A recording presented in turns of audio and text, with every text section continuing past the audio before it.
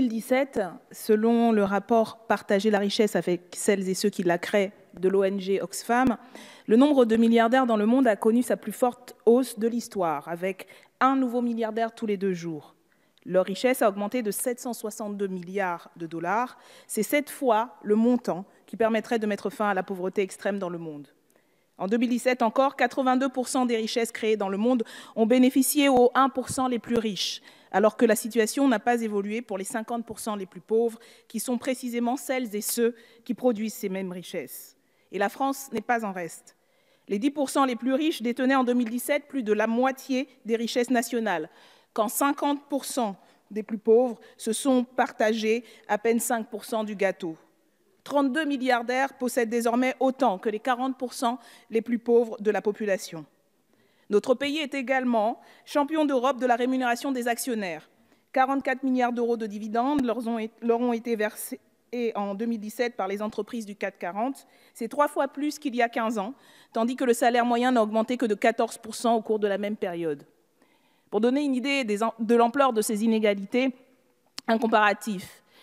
10% des dividendes versés par Carrefour à ses actionnaires en 2016, des dividendes qui s'élevaient à 523 milliards d'euros, suffiraient à assurer un niveau de vie décent pour plus de 39 000 travailleurs et travailleuses du secteur du textile au Bangladesh, par exemple, où sont produits un certain nombre des articles vendus dans ces grandes chaînes.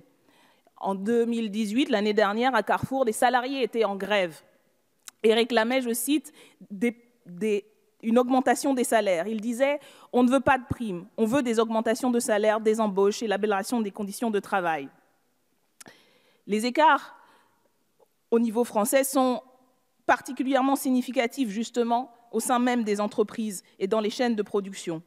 Un autre exemple, le PDG de Sanofi gagne, par exemple, en moins d'une journée, l'équivalent du salaire annuel moyen. Et ce n'est pas un phénomène conjoncturel, mais bien structurel, car depuis 30 ans, en France, la part des revenus du travail dans le PIB a diminué de 10 points au profit de la rémunération du capital. La proposition de loi présentée aujourd'hui par le groupe GDR est donc particulièrement pertinente et bienvenue. Et nous la soutenons, d'autant plus qu'elle rejoint des propositions similaires que nous avons formulées lors de la campagne présidentielle et lors des débats parlementaires depuis le début de cette législature.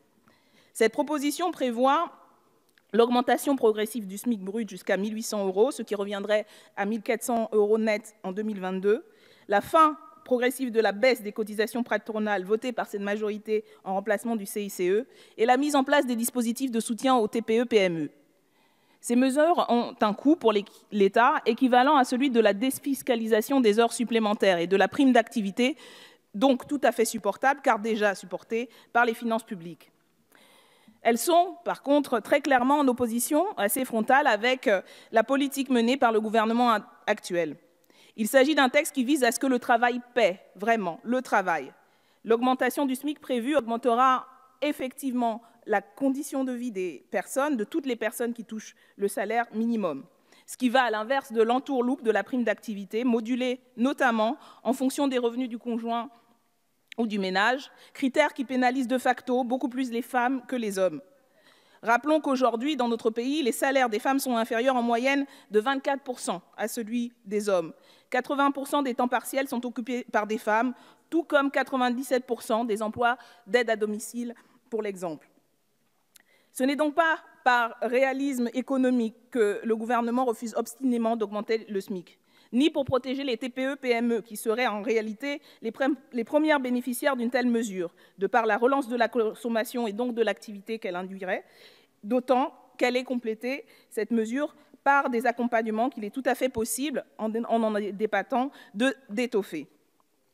Non, ce qui motive en vérité le rejet de cette proposition de loi par la majorité, c'est la défense acharnée, extrémiste, des intérêts égoïstes d'une minorité de personnes au détriment de la majorité.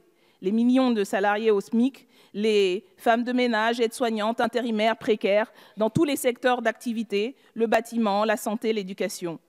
Ces millions de femmes et d'hommes en gilets jaunes qui, depuis plus de 3 mois maintenant, se mobilisent dans les rues autour des ronds-points, et les millions qui soutiennent ces revendications, notamment cette revendication. Toutes celles et ceux, en définitive, qui produisent la richesse, qui fait de notre pays une des premières puissances économiques au monde, mais qui sont privés de ses fruits. À tous et à toutes, il est de notre responsabilité de rendre justice. Justice salariale, justice sociale, justice tout court. C'est, je crois, le sens de cette proposition de loi que nous souhaitons pouvoir discuter et adopter aujourd'hui. Et nous remercions donc nos collègues du groupe GDR de l'avoir proposée en espérant pouvoir en débattre. Merci, Madame la députée.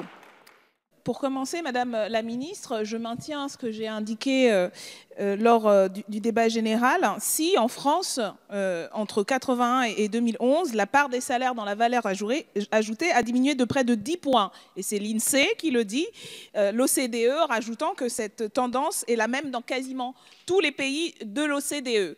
Et cette donnée est quand même importante parce que c'est important de se rappeler de quoi on parle. On parle d'une richesse très grande dans notre pays et dans un certain nombre d'autres pays qui est inégalement répartie. Une richesse qui est produite par la majorité des salariés aujourd'hui et qui est captée, accaparée par une minorité. Et c'est de cela que l'on parle, c'est le contexte général dans lequel on discute. Donc oui, il y a les moyens. Il y aurait les moyens si vous étiez prêts à en discuter et à mettre en œuvre les mesures qui s'imposent pour répartir plus équitablement ces richesses et pour faire bénéficier ceux qui les produisent en priorité du fruit de ces richesses. Vous choisissez de rejeter cela en vous gargarisant, y compris de l'ensemble des mesures qui ont mené à la crise politique et économique dans laquelle on se trouve. C'est assez hallucinant et je pense que c'est assez révélateur à quel point vous êtes tellement satisfait de vous-même qu'aujourd'hui, depuis 3 mois, il y ait des milliers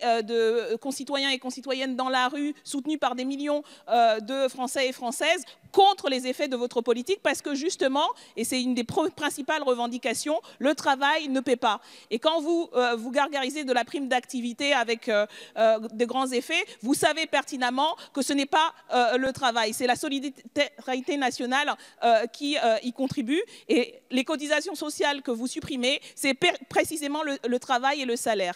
Et donc, nous voterons bien sûr contre cette motion de rejet, mais je pense que c'est non seulement contre nos collègues de GDR, mais contre l'ensemble des Français et Françaises qui aujourd'hui se mobilisent que vous faites ce vote. Et j'espère que ce sera une incitation pour vous faire reculer dans la rue et dans les prochaines mobilisations.